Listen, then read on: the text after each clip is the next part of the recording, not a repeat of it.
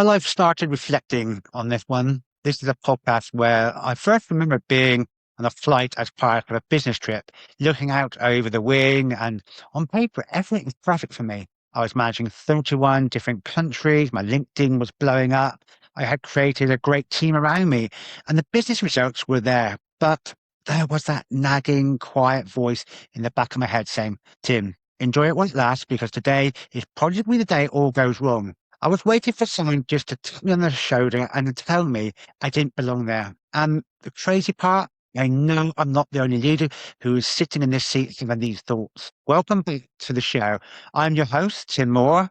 If you follow me on LinkedIn, you'll know I'm big on authenticity and ditching the corporate script. And today we are diving into something that most leaders talk about behind closed doors, but rarely in the boardroom, and that is imposter syndrome. I've spent 30 years in leadership. I built a global network across 31 countries, but this doesn't always dictate the size of your confidence. While we feel this way, and more importantly, I reflect it, I brought in an absolute heavyweight. She's a deep dive coach who specializes in transform to perform.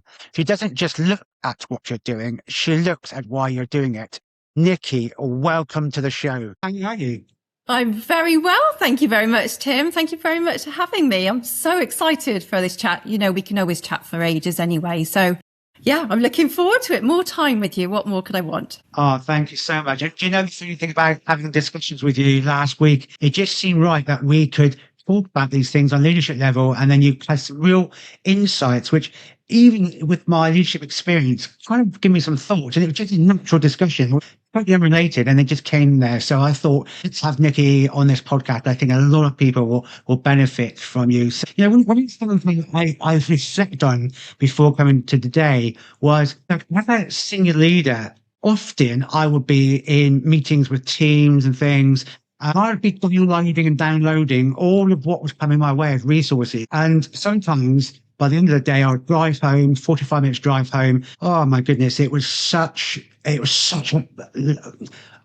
of negativity that I just felt around me. Self-doubt kind of coming in.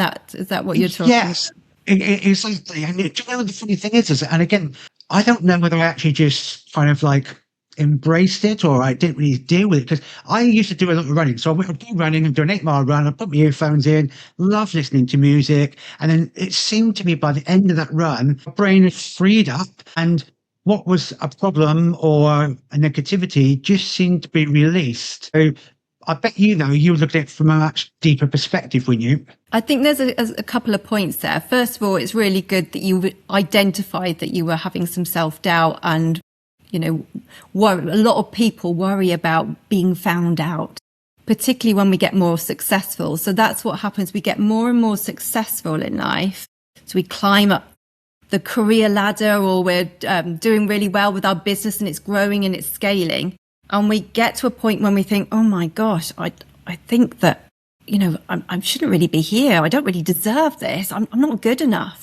And that happens a lot. And in fact, the stats are that between 70% and 90% of people will have imposter syndrome, but most people hide it because they think that shows weakness.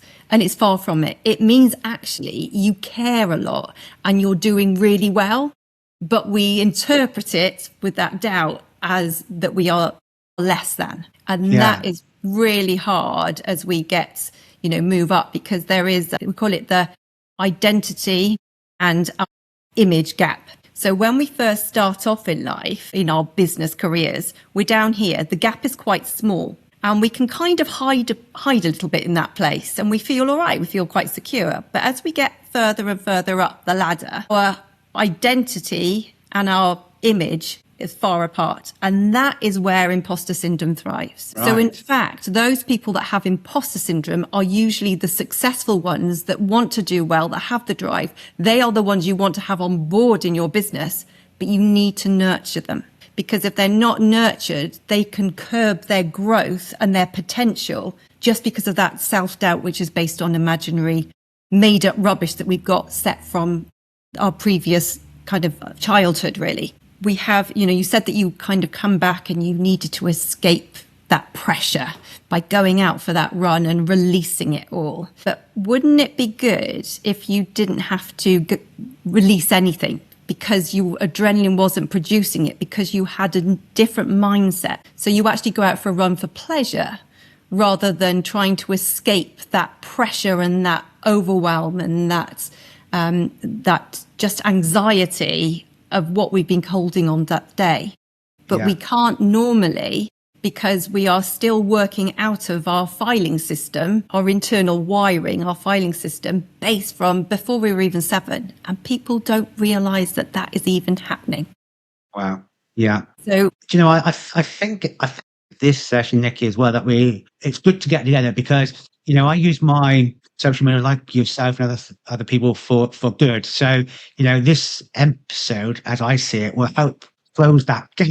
You know, if some leaders out there who feel like they are an imposter or they're working twice as hard just to keep the mask from slipping, this I think we're going to have now will definitely be for them. So we're going to bridge the distance between who the world thinks you are and who you actually feel like when the lights go off, right?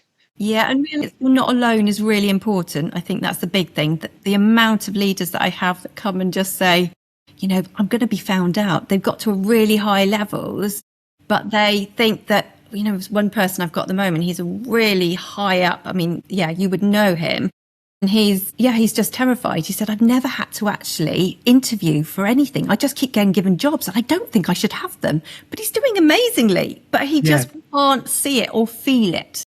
Yeah. Even if he logically understands that he's good enough, he can't feel it. No, I was going to say, it sounds like what you've got there is someone who's actually successful. So why do they feel negative about themselves the moment they don't have a solution or when they can't quite work things out? I think the important thing is to realise that we have 2 very distinct parts of our mind. People kind of poo-poo it. Most leaders are working with the conscious mind, and that is actually only 1 to 3% of who we are. So that's a bit like the iceberg. So the 1 to 3% is the conscious mind, the logic, the rationality. And then underneath it, the 97 to 99% of us, there's a jury kind of out on which one's which, but that's the vague idea that is the bit that holds all our feelings, the unconscious mind, all our memories, all our experiences, our beliefs, our values, our personality. If we aren't dealing with that properly and we're just trying to consciously, logically deal with our emotions, it's never going to work. You might be able to come up with a solution for the company, but you can't change yourself. And then they feel like, well, I can't even sort myself out. I'm useless. So that causes that spiral to exacerbate even more when actually it wasn't their fault in the first place. Yeah.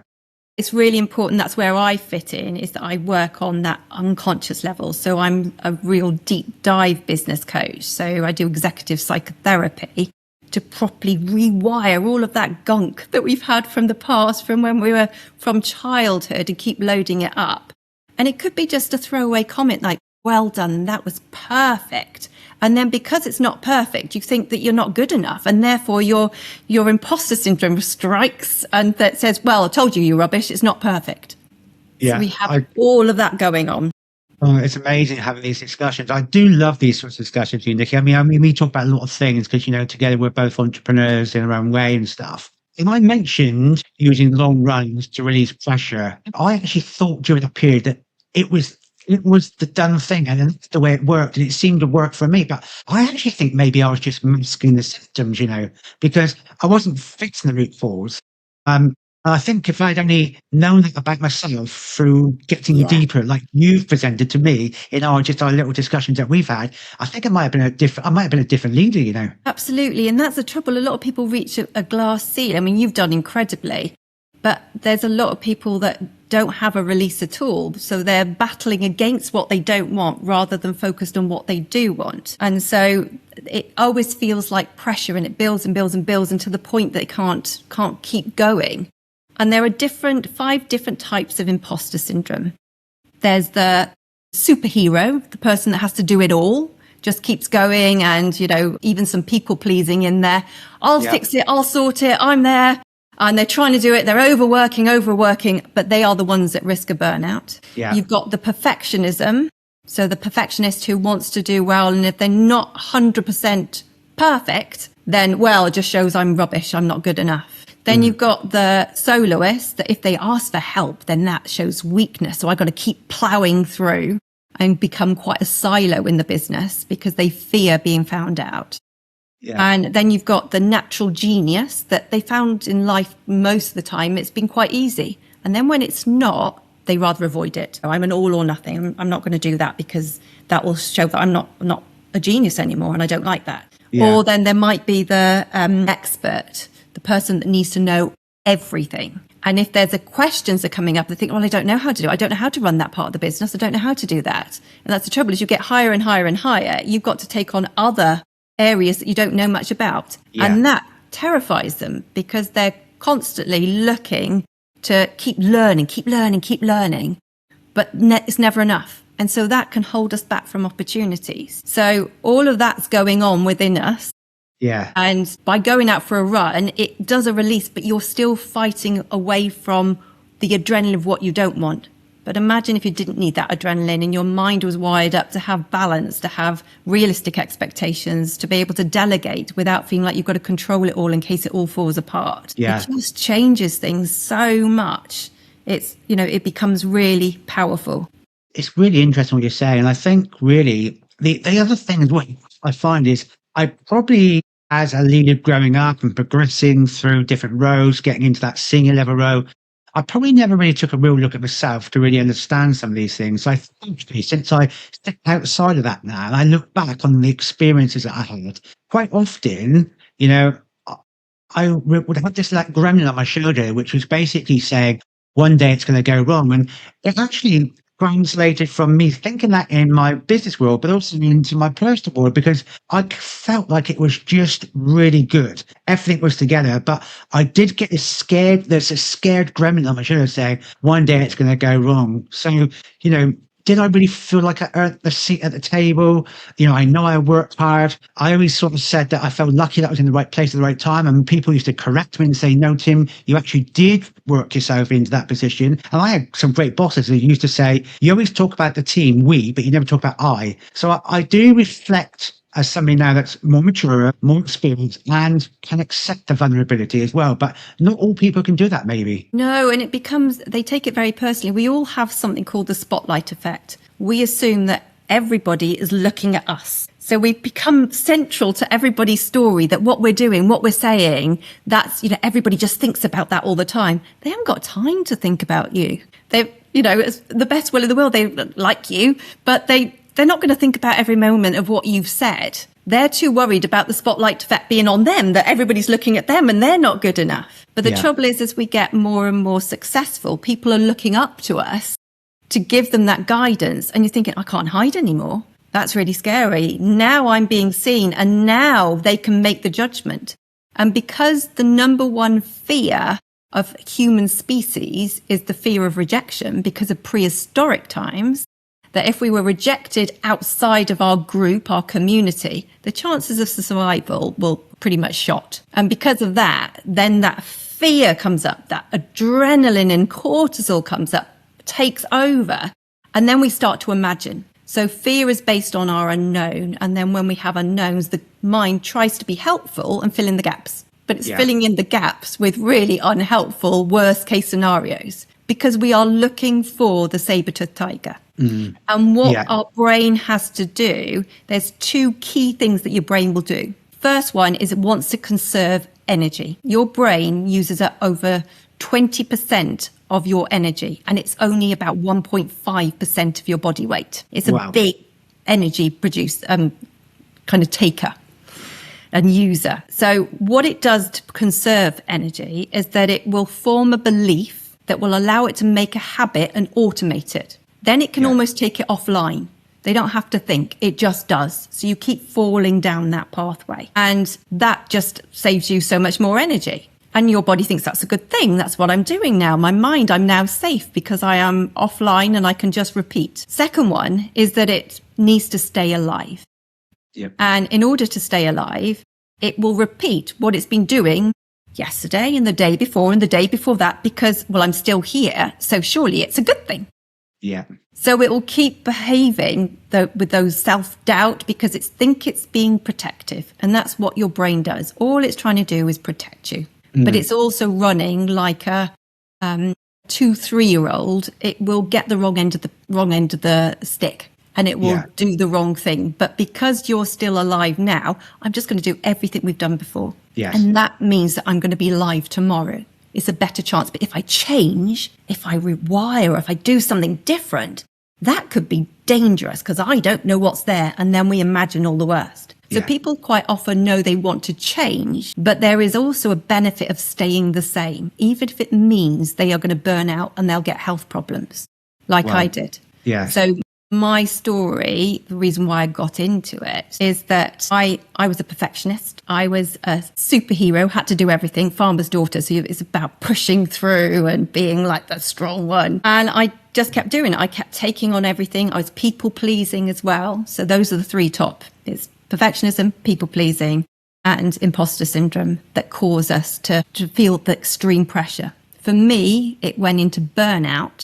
But I didn't realize as burnout because I was still functioning. But my burnout was working, it was going into my body. So I was having lots of gynae operations and back operations, literally having them between every 9 months to a year. And that went on for like nearly a decade. And my mentor at the time said, well, what's the benefit of that? And I said, there's no benefit at all. It's awful. I was in so much pain. I couldn't drive at one point because I was passing out, being in a 90-degree angle. But there was a benefit, and I didn't realize it was giving me permission to stop because I'm an overworker. That's what I used to do, constantly overwork. And it was also I was able to ask for help because before I thought that asking for help was being a bit pathetic. You just get on as being a farmer's daughter, roll your sleeves up and get on with it. Yeah. And so it meant that somebody had to help me rather than me trying to save everybody else. Yeah. And so we get ourselves into this habit, which was me because it was still trying to automate it by doing more, which wasn't saving energy at all. It was exhausting me. And I thought that was keeping me alive because it was stopping me being rejected by the group. And I felt safe. Wow. But it was killing me. Yeah. So you've had your own experiences firsthand of being on that cycle, having to then understand what that cycle looks like, what it means, but also the detriment of that cycle as well. Huge detriment. Every year it was taking up almost 30% lost revenue on the time I couldn't work. And we forget that. We keep pushing through. So I kept thinking, I'll be fine. And then it would happen again, shocked. And then I have to go through the recovery process of another operation, trying to do bits, but not functioning as well as I was. Yeah. And that would keep happening. And also it affects everybody else in your team. It's affecting your family. We forget about everybody else. We can become a bit selfish, focusing on just what we need to do in that moment, but we don't look at the bigger picture. When we aren't working, all the other cogs get pulled out of kilter and nothing really goes round. And we forget that sometimes. I know I did. It's an amazing story to hear that, though, Nicky. And the fact is that you have that in you now, that kind of like burning desire to actually make other people understand it in a way that actually helps them look that little bit deeper. And to be honest with you, I really just sometimes don't think people always talk about look deep, but actually there's some single questions that when you ask me a couple of questions, they actually just make me think. And I think that's perhaps what we're good at as leaders, thinking about everything else around us, but maybe not thinking about ourselves or our inner kind of talk as well. So I was working with a client the other day. I was doing some mentoring with them, and as we started to ask questions and he started to answer, I kind of realized that actually he was a place in your presence. His internal self-doubt actually was preventing his team from actually growing and taking their own ownership. And it's quite interesting that because he hadn't started to think about his own leadership, and it wasn't about a started doing something wrong, but he just a little bit went off on a different code. And as a result of that, he was actually doing something which he really didn't set out to do. And that was stop his team from growing and taking ownership. And he actually said to me, I don't even think my team are liking working for me no more. This can be an impact. And that's really interesting you say that, because I hear that all the time. So I had somebody, one of my clients, he's just the most lovely guy, and he's a big advocate of me. He literally keeps bringing me loads of clients because he just says, you've got to go to Nicky. And actually they don't even have to say that. He's changed so much. They say, what's happened to you? And he said, I've been nickied. You've got to go and see her. So I've become almost a verb. And he came to me and he was He was going to hospital with, he thought was having heart attacks, but they were actually panic attacks. And he's a big, burly guy. He's coped with really rough people that have given him a lot of challenge, and he's coped. But it's got to the point he keeps going and going and going, but it all accumulates. All of that pressure accumulates. So we can cope, and then we can't. And then we go, oh, it's come out of the blue. No, it hasn't. You've just built that pressure up that you no longer can move. So he came and he said, I've got to sell it all. I've got to sell my business. I can't do it anymore. I'm so angry with everything. I just can't be around my kids. It's in a real bad place. He said, everybody's rubbish in my team. Everybody's this. And he was just overwhelmed by it all. But what he was a perfectionist. And he was also needing to be in control because he feared that if he let go of control, everything's going to fall apart. Yeah. So what he was doing, he wasn't delegating properly. He wasn't giving people that autonomy to learn and grow. And actually, when he did that, he's now doubled his revenue in the last year since working with me. Wow. And he goes on golfing and 4 or 5 holidays every year. He's always on holiday doing golf or doing something. And he's loving having his kids. He's just having the best time. I'm really pleased at how you relate that to the outcome, because it's really funny, because I think I was introduced to like mentoring and having experts like you around me about 15 years ago. Purely by luck though, because I'm an ambitious person, and I was ambitious to do things right, ambitious to learn. And I spoke to my boss once and said, in terms of my feelings and my thoughts. And this manager, she was amazing. She said, Tim, what I need to do is get you an expert around you, somebody that actually can work with you, because I can answer all your questions, because I have my imperfections. And I rated her so highly. She was a really, really, really good boss, but is now a very good dear friend of mine. But what she enabled me to do is have access to it. And she didn't then start doing the kind of thing like build me an ROI because this will be company paid. Yeah. But about 3 months afterwards, she said to me, Tim, I can see the difference. Is it working out? And what you described there made me trigger to think to myself, that actually is the trigger. The trigger was she was seeing me in my workspace, my team were happier, the performance was much higher. And I was a really hard worker performing, but it was even better performance. I think it is really fundamental to have people like you around us as leaders, experts, because we can't be everything to everybody. Absolutely. And I think there's a couple of points in there that you raised there, Tim, that it is important that we have a different viewpoint, because we can't solve our own problems if we've the brain that created them in the first place. You need that broader perspective to look at it and help people to move to where they need to be. And particularly if you want to rewire people to make life easier, because your neurological pathways are, instead of set up for survival, they're set up for success. It just makes life so much easier for you. And then the pressure disappears. So for those people, that's why they come to me, to get rid of all of that so that they can move forward. But also when companies start looking at thinking it's got to be just about the business, you can only have work about the business. I mean, I do business, it all becomes part of one, but we forget that person themselves, if they're not right, then the business isn't going to be right. So it's not just working on the solutions for the business that's important. It's about working on the solutions for the person, and then the business comes up to their level again.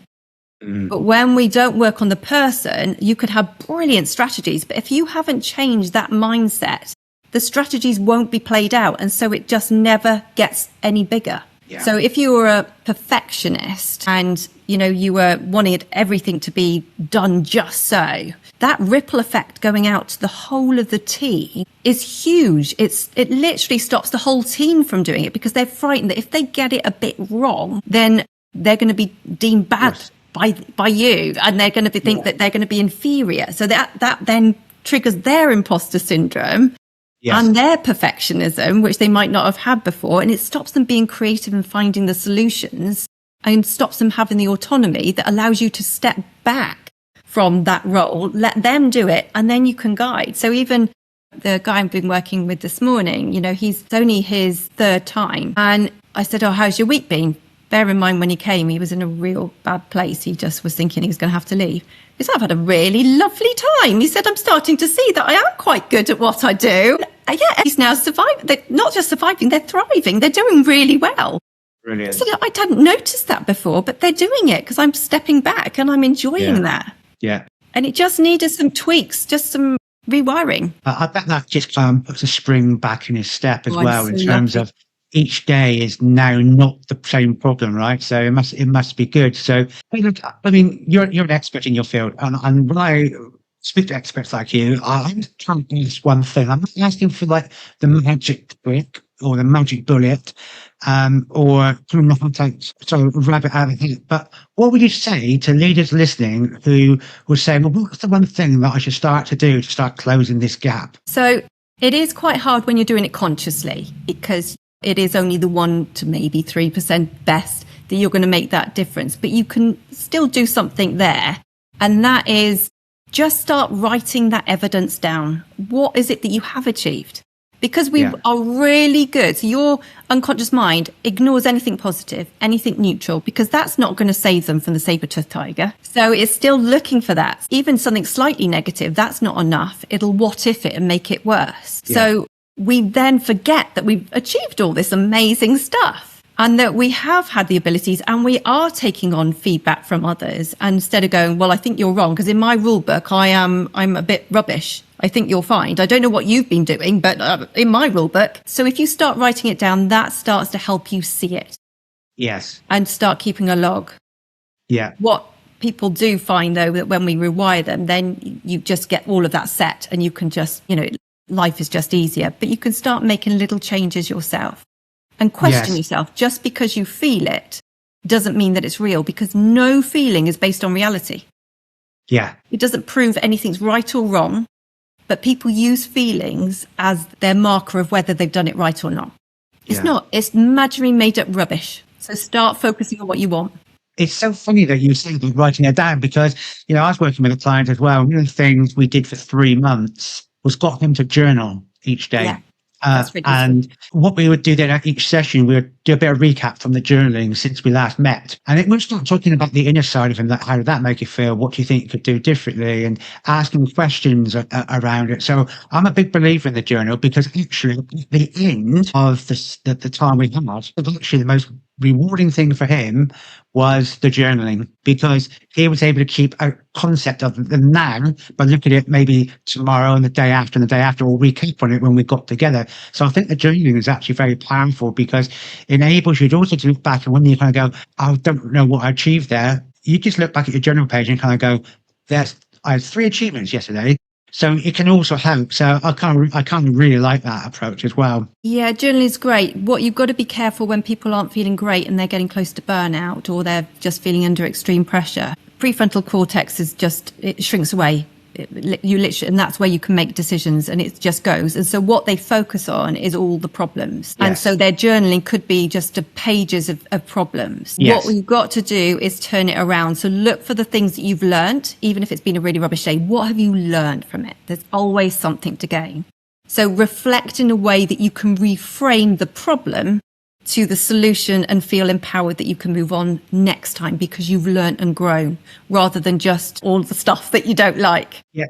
Yeah. So just being careful and setting yourself the boundaries when you're journaling of how you do it, so that you can look back and see what you've done. Yeah, I think it's adding that in, because I try and work with clients to explore first rather than define. So, and this is really interesting that you made this point, because I made no framework, nothing to this person for the first week. So they went away and they journaled, and then before they opened up the journal, I asked, how's the last week been? And this person told me goods and bads. The first 7 days of the journal was all about what didn't go right. Yeah. And so what I was able to do then is bring back something. You're absolutely right. If you're in this dark area already, kind of your go-to moment is talk about what's not working. Yeah. So we then talked about the fact that he had told me that there was good things happening, but he didn't see it worth journaling. And it was in a head presto moment. It was like, someone switched on the light. For them, the discovery was that actually there was something good going on, but they just didn't see it enough to write it down. So we hit this thing, like you say as well, that, have a divided page or whatever, but be balanced in the journaling. Well done you for pointing that out. So I forgot to add that. And that's a really important thing. Yeah, so I produce books for my clients that are reflection and gratitude well journals. done. So, because then it stops them then just moving down into the negatives. I want people to learn to change it straight away. So you don't even write down the negative, because as soon as you write it down, it becomes proof to your mind that you're right. Reframe it before you write it down, and then that will become more logical. Yeah, that's cool. Many things happening. I mean, you're super busy. Social media platforms amazing. I also know that you're finishing up major projects, got a YouTube channel, something else, or you become doing it, because obviously you've still got to finalize that. So in your world, everything's exploding. And so there's some real heavy hitting content that you have. So tell everybody, where can people go to follow you and find out about what your journey is and see the deep dive work in action? How can they get hold of you? Thank you, Tim. Life's been brilliant. I've got to the point where I'm able to interview the big hitters. So I've interviewed a couple of the dragons, so Sarah Davis and Sarah Willingham. I've interviewed Joe Wicks.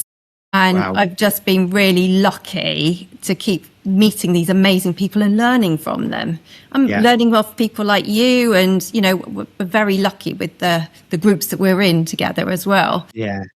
So I'm going to do more of that. I love it. And meeting and finding out about people and understand what makes them tick and what's just interestingly on the imposter syndromes. Sarah Davis, when I asked her about imposter syndrome, she said joining the dragons, she was riddled, was her words, of imposter syndrome. Wow. And in the first year, she said, if you look, she wasn't trying to even go for some of the bids and sell herself, because she was thinking, I can't compete with Peter Jones. He knows people at Marks and Spencer's. I don't know anybody at Marks and Spencer's. And she was just really making me laugh. So it's all within us. But yeah, so I'll hopefully do a lot more of that. I'm putting together a YouTube, nearly finished. It's taken a lot of editing because it's a long tutorial. So it's over 2.5 hours, and it's just basically me giving it all away. Wow. So You're helping. Pardon? You're giving it away. I know, I'm mad. No, I just want to help people and just give them understand about how the mind works properly, and how you can make those changes, work on the imposter syndrome and the people pleasing and the perfectionism, get rid of all of that and allow them to be successful sustainably, so it doesn't affect their health, their happiness, their relationships, and just love their life. Because I end up seeing a lot of people that are just waiting for retirement or waiting for their holiday. They're not enjoying now. And that's really sad, because you can enjoy it when you rewire. So, so that's one of the projects. Then I've redoing my website to make that a lot more interactive, so you will be able to diagnose what you've got, where you are. And on my LinkedIn, so the best way to contact me probably is LinkedIn, and then it links to everything, which is Nicky Anstey on LinkedIn. Be lovely, to connect. And yes, that's a big project, because I want it not to just be a website. It's got to be something that people are going to learn from. And there's loads of things going on anyway. Yeah, it's all very exciting at the moment. I've got a reset room as well on School Community, which has got programs. There's free bits, and then there's another amazing in-depth program that you can follow through. Yeah, loads of stuff. I don't know, Nicky. You're giving it away. I've heard the word free. I don't know whether you're doing this for free or whether you're actually doing it for a business, but well done you that, most people with your much knowledge would have probably written a book by now and be selling it on Amazon. But I'm in the middle of the books as well. I've got 2 books that I'm in the middle of as well at the moment. Yes. You'll deserve to put them on Amazon. Don't give them away for free, because if you're doing the YouTube, spending time doing that and allowing people access, that'd be brilliant. And by the way, if you want an agent for your book, I'll be your agent. Okay. I know from spending time with you, Nicky, as well. We always have such a good time together. We have a great laugh. I mean, I think the thing as well where you come from, and probably why we connect so well, is just your approach to things. It's not dive in. It's very much about listening and stuff. And you hear people as well. I think fundamentally, people that I work with, I like to work with them when they hear and listen to you as much as they talk to you. So it's no point telling, is it? You can't tell somebody. There's no point. You're not going to get anywhere, because I don't know them until I can't help them until I really know them.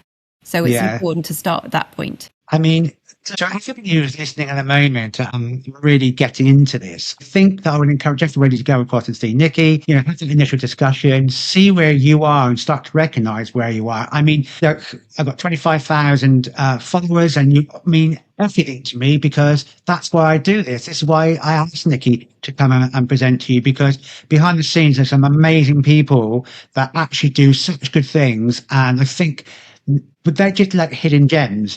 They are the gems. Sorry to call you a hidden gem, Nicky, but you're a Oh, I hidden love gem. it. The basis. I got lucky to meet you, and then we've definitely stepped together and stayed that way. Absolutely. But you keep it authentic as well, which is definitely in my wheelhouse. But at the same time, though, I like the fact that you're pushing the boundaries as well. And I think that's what I do as well, about pushing the boundaries about what leadership actually looks like in 2026, because there is this big force mechanism, not because it's designed that way, but it's a big force mechanism on leaders at the moment. And I've been saying for a long time that, me working with leaders, I just love it on the basis that actually it's self-discovery sometimes. Sometimes we need deep dive experts like yourself.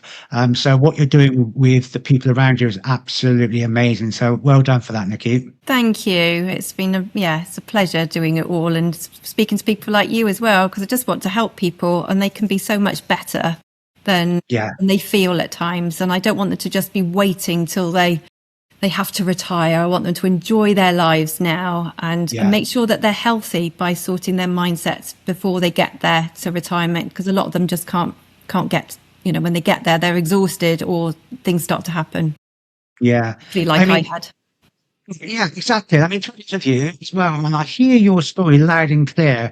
I think, though, there's probably other people out there who have this silent story as well, and they're not recognizing it, they're not seeing it. Sometimes you just need to use somebody else around you, I think. And fortunately, you and I work with people all the time that have said, I need something different in relation to speaking to somebody outside the organization, somebody I can speak to about me. And I think that is merit to companies and individuals that actually see it this way as well. Yeah, and it's interesting when just with the companies that I work with, because often what happens is that I see the leaders at a high level and then they say, you've got to come and sort my team out. And, I worked with one sales team after working with the VP, and their profits and their revenue were it just went like this. And people think, it's just mindset. No, when you get the mindset, I mean, I do the business side as well with it, but it's that combination really helps you to succeed rather than just telling them what they need to do. That doesn't work if they can't see that and feel that themselves. They're not going to get to where you want them to be. So it's just stepping back and using a different part of them, the 97 to 99% of them. And they can really, truly make the company grow. Brilliant. So look, you promised me you'll send me the YouTube link and also the access to your books. I can share it with everybody listening. So I'm sure people are going to want to be reaching out to you. Thank you. Thank you so much for insights. We're going to wrap it up there, but to everyone listening, stop running from the imposter syndrome and start leading from the identity that you have. We'll see you in future episodes where we always have great guests who can help support great leaders like you. Have a great day.